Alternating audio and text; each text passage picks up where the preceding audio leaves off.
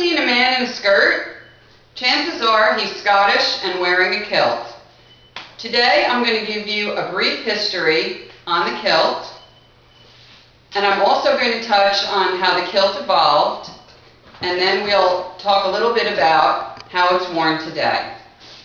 According to an article called Generations of Highland Dress by Matthew Newsom, which I found at www.almanac.org, the kilt dates back 1,000 years and more, and the Irish and Scottish both lay claim to the kilt's origination.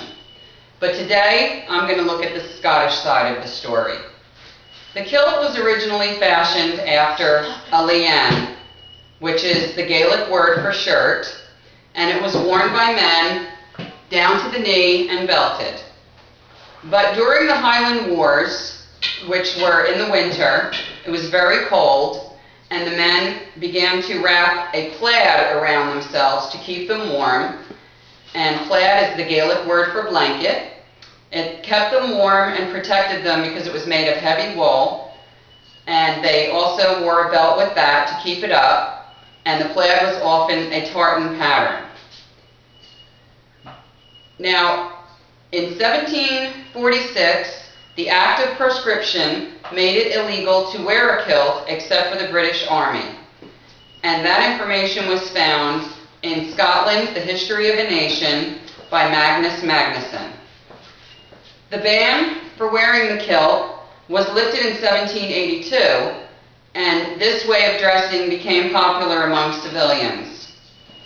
And during that time, a shop called Wilson's of Bannockburn created the first certified pattern for the quilt.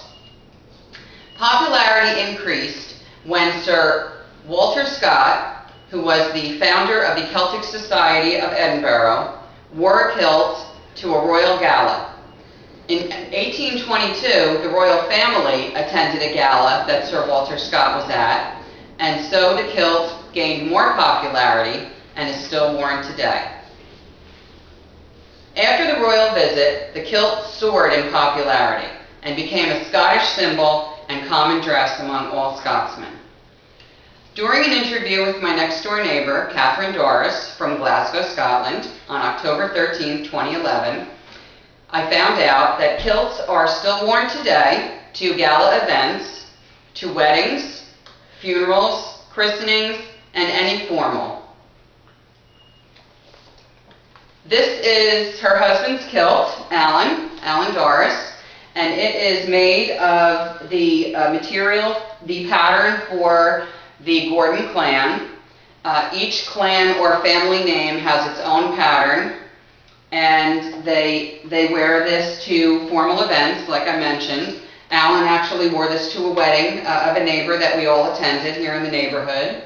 The jacket is called the Bonnie Prince Charlie, which is named after Prince Charles, and this is worn with either a bow tie or a cravat and a white dress shirt. You see that he's also got the vest here, very smart looking outfit. He wears it belted, and he's also got some other accessories that he can wear with it. So I'd like to wrap up by saying thank you for coming, and I hope you enjoyed the history that I gave you and the tradition and evolution information that I gave you and how the kilt is worn today. Thank you.